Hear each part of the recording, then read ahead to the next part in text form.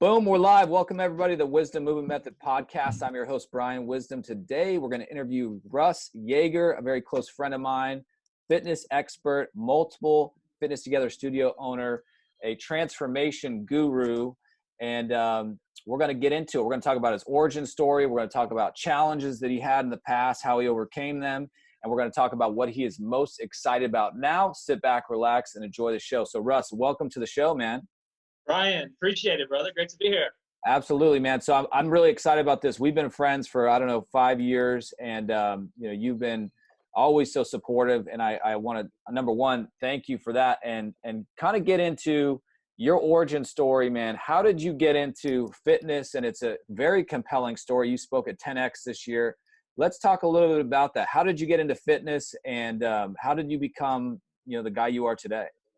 Yeah, so I had to go back to when I was 11 years old, man. And, sometimes I say I can't remember what I did 5 minutes ago, but I can remember this. I can see it so clear. My dad had bought one of the new giant VHS cameras, if you're, old enough to remember those, that you put on your shoulder. Yeah. And he was taking home movies, and he's like, Russ, say something to the camera. And I said, I was a pretty shy kid. I said, my name's Russ. I like soccer. I like basketball. I love my dog, Rudy. Then I paused and looked down. And I said, and I'm fat. Oh, man. And my mom and dad are looking at each other, awkward silence. And my dad's trying to make me feel better. Then finally my mom says the 7 words that, really changed the direction of my life. She said, Russ, you're not fat. You're just husky. And she said that because going back to school shopping, I had to get the freaking husky pants, right? Which is a nice way of saying you're not fat, but you can't fit in the normal pants. Right. And I don't know if my mom was trying to make me feel better, or she was pretty smart. She motivated me, in some ways. So she might have been trying to light a fire, but regardless, it did. Yeah. And so I decided right then and there, I'm going to figure out how to be one of those fit, lean, muscular guys. I loved wrestling growing up. Hulk Hogan. Oh yeah. Was one of my heroes. Yeah. And so I said I want to be like one of those guys, and I went out and started running. That's all I knew to do. Okay. My body didn't really change. I love to eat then. I still love to eat. I'm not one of those fitness guys that eats all, super clean broccoli and tofu and grilled chicken or whatever. I eat some of that stuff, but I eat pizza and ice cream on a regular basis too. Got introduced to lifting weights, late teens. Yeah. How old were you? How old were you when you really got into the weights? I remember my dad, kind of now that you're bringing it up, he had an old wooden bench he put together. Okay. And just a few free weights. So I would kind of do it with him, but that was just messing around. Probably 16, 17 years old playing basketball. We were lifting weights, for basketball with our coaches, which, again, they did the best they could. Right. A buddy of mine was really into bodybuilding. So probably 18, 19, I really got into it and I liked it. I learned a little bit about nutrition, had some pretty good success on my own. Yeah. But, just like a lot of people, I took a normal job. I got a job as an accountant, CPA. Russ, let me ask you this before you get into that. So high school, you played basketball, and then you played a little bit in college, right? I didn't play in college. No, I always thought I was going to, but I decided not to, man. Yeah. So you went. So it's interesting though, because you got a degree in accounting, right? I did. So you got this fit body, and you're staying active, and then once you went down the accounting road, what happened there to your physique, and were you able to maintain it? Talk to us about that. Cause I've got multiple clients where they're in that situation where they're in a job that they're chained to a desk, and it's very difficult to train. Tell us about kind of what you were dealing with. Yeah. It was hard, man. I was working, a lot, long hours, and, and there was a lot of client dinners, right? Free, expensive dinners with expensive wine and all that stuff. And I indulged, and I was working out regularly.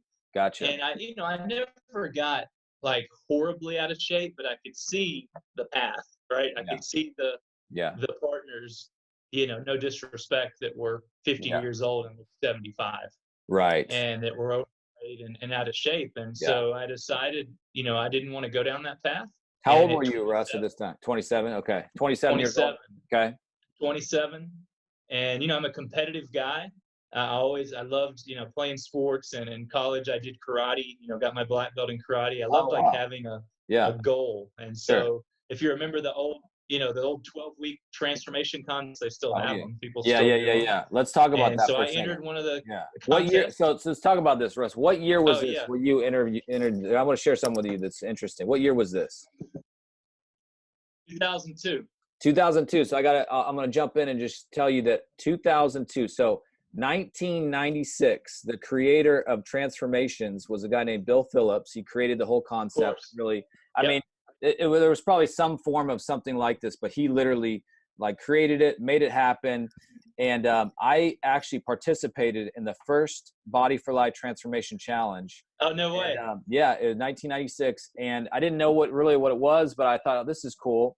And I remember. Now, were you out of shape? Were you overweight or just trying to put on muscle or what? Yeah, for me, man, it's always been biomechanics. And I've always had a passion for training, but I really started to get body pain when I got into college. So I started playing college volleyball and played basketball in high school and then college volleyball in college. And I started to get really chronic tendonitis and knee problems, bone spurs. And so I literally had to just take off, 3-4 months where I didn't do anything just because my knees were so trashed. I couldn't walk downstairs without feeling like ice picks were being stabbed into the bottom of my knees. Oh, and wow. At the very same time, I literally stopped lifting weights and just did rehab to get better. This was my origin story. And then right at the kind of time where I was able to start training again, I saw Body for Life and Bill Phillips, and I had lost a lot of muscle. So I had lost probably about 10 pounds of muscle, and I was just like a string bean, which I was not happy about. And I remember getting super focused on training during that 12-week challenge and putting on 15 pounds of muscle and making a huge transformation for me and also getting better. Now, I'm not gonna steal your thunder. I didn't win, but I still have the pictures. I still made a great transformation. So fast forward to you in 2002. Not only did you do a transformation challenge, you were the overall winner, and I've seen your pictures. So tell us about the challenge, how it went for you, and tell us a little bit about it. Yeah, man, I want to see your pictures, man. That's awesome. I didn't know that about you. Yeah. Yeah, man. So I did a smaller one. I was fortunate to know Bill Phillips Body for Life. It's ASD Sports Science. A guy named Paul Delia. It seems like the supplement companies put these on, and which they would. Of course, the part of the program was training, part was nutrition, part was using their supplements. Right. I mean, that was smart marketing. That we can all learn from. And so there was a couple of guys, Skip LaCour, a guy named Jeff Willett, were two of their top sponsored athletes. They were the top natural bodybuilders at the time. And I forgot how I found them originally, but I was really attracted to them. I liked their style. And so I entered that contest, man, and I did everything they asked. Again, I'm a by the book kind of guy. If there's a system to follow, I'll just dial in, man, and friggin' execute. Yeah. And so I was about 235 pounds, about 25% or so body fat. Right. So, not fat, but soft.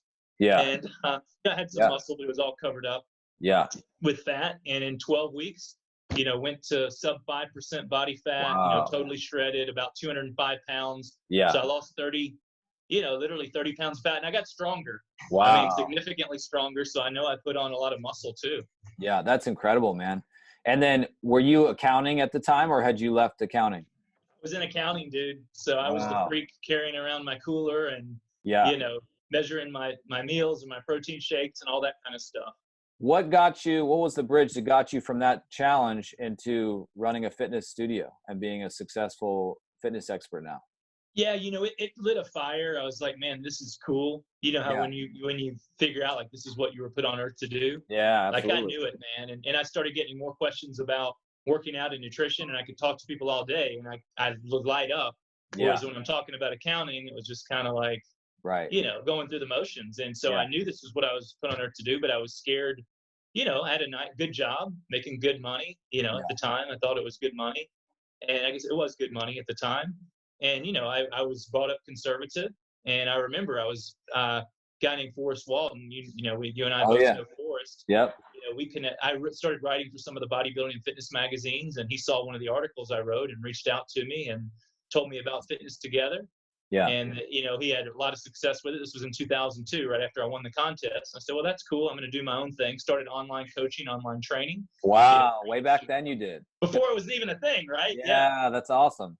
And a few years later, I saw Forrest was super successful, looked into Fitness Together again, and decided to go for it, man. And I remember I was talking to my parents, and my mom was like, oh my gosh, like, are you sure? You know, this is so risky, and, you know, all these fitness things come and go by night. And then I remember talking to my dad, and, you know, he was super conservative. He worked for the phone company, right? Bell South for 39 years, one job out of college. Wow. You know, he passed away at 60 years old in 2007. You know, and so I'm talking to him, and he's like, and I'm worried, you know, of course I love my mom, but my dad, like, you know, he hung the moon, right? Whatever he says. Yeah, right. And he said, well, Russ, I remember, and I was waiting for him to see what he was going to say. And he said, I remember when I was talking to my dad, talking about, you know, my granddad, and my granddad asked my dad, well, what are you going to do with your life? And my dad's answer was, I don't know, but I'm going to be good at it. And my dad said, man, I don't know what's coming up. He said, I know you're going to be successful at whatever you do, son. So if you want to do it, you should go for it. That's awesome, man. You know, he was instrumental in helping me get going, you know, working with the lawyers, and co-signed on my first loan. And then, you know, 8 months later, he passed away suddenly. But, you know, he really was instrumental in, you know, giving me the motivation to go for it. So he gave you that blessing and believed in you and made it happen. Like he emotionally knew you could do it. That's so cool, man. That's literally so cool. So you opened 2006, is that right? I did. Okay. And now the cool thing, man, you have been open for, you know, 15 years now, and you've seen ups and downs, and you've seen, which we can talk about, the 2008 mortgage industry collapse. You've been in tough markets. Tell us a success story about how maybe your business overcame that and you've been open for so long. Yeah, so I opened December 20th, 2006. Okay. And then so one year before me. You opened 1 year. Exactly. 1 year before you, that's right. 1 year, yeah. And so then in September of 2007, you know, the Dunwoody studio, which has always been one of the top studios, still is today. You know, the owners were ready to retire, and I was doing well with my first studio. They started approaching me. Hey, do you want to buy the studio? And I was kind of interested, but then my dad got sick, and also ended up going through divorce at the same time. And it was like all hitting at once. Crazy, man. Yeah. And I was like, no, I'm not interested. And then they kept coming back to me, and finally gave me a price that I couldn't refuse. And so I purchased that studio 7 months after opening the first one. Oh, man. And I guess word got out that Russ is buying Fitness Together. So I ended up buying the Johns Creek, which was Alpharetta at the time. My gosh. I signed the contract on January 3rd, 2008. Probably not the best time to be expanding. You know, so I went from 1 to 3 studios in a year. Yeah. You know, we were making money, so I borrowed just enough money to buy the studio. You know, no extra working capital. Who needs working capital when you're making money? And then 2008 hits. On top of that, the first week I bought the studio, I went to Denver for a training. Actually, as a Pete Peranio. Oh, training. Yeah, of course. And I just bought this. I don't tell this story a lot, but other business owners can relate. I just bought the studio. Yeah. The manager in place, the owner who sold it to me. This manager's amazing. You know, blah blah blah. So I'm out in Denver. Call the manager on Monday. Call the studio in his cell. No answer. Kind of weird. You know, your new boss just calls you. Tuesday, same thing. Wednesday, same thing. Gosh. Thursday, same thing. I'm freaking out, man. I don't know if my studio's burned down, if he's stolen all my clients, if he's dead. Yeah. What's going on? So Friday, finally leave a message and like, dude, you got to meet me in the studio Saturday morning, or, you know, you're done. Yeah. He meets me, you know, found out he was struggling with some depression and illness stuff. And you know, and then we go into the worst, up until that point, the worst recession we've ever had. It looks like this one is potentially going to be the worst. Yeah. Yeah, man, it was a challenge, but, you know, I you know, made the determination, and this is probably my biggest lesson. We can talk about like specific strategies for overcoming challenges. Yeah. In my mind, like failure was not an option, right? I was going to figure it out. Yeah. And, you know, and again, I'm a believer in mindset and positive thinking. Now, positive thinking alone is that you can't sit in your room and be positive and think everything's going to be okay. But when you have that mindset first of I am going to succeed, it's the only option, then you start to become resourceful of what you can do, and then you have to follow through on the action. And that's the way that I got through it, man. Just pure determination and will. Well, let's dovetail that, because that's a great point, is that you're making a decision, and you've been open for 15 years. I'm on my 14th year, and the idea of making a decision that we're going to continue to help people, we're going to adapt. I'm so proud, and let's talk about this, but I'm so proud about how quickly we've adapted. I mean, I've talked about doing virtual training. It's been an idea, or maybe, we're going to do it, and we've never implemented it.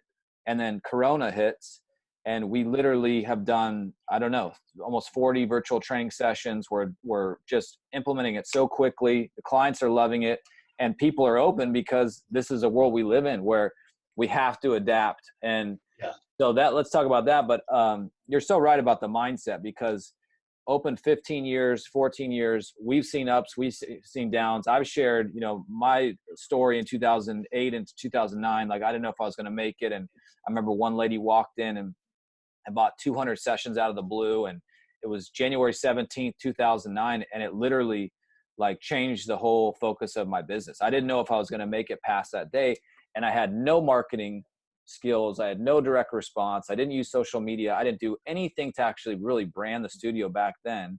Now, with all my experience and the way that we're helping the community, I'm so aware of how we can get the message out there so much more now than ever before, that this time, even though 2020 seems scarier, I feel like we have so much more. I have so many more tools about how I can continue to help the community, make an impact, get the message out there. So for me, and I know for you, I feel so much better right now. Like in 2008, and I've said it before, I felt like someone kicked me in the nuts or punched me right in the face. Probably more like someone punched me right in the face, and I didn't even know who hit me.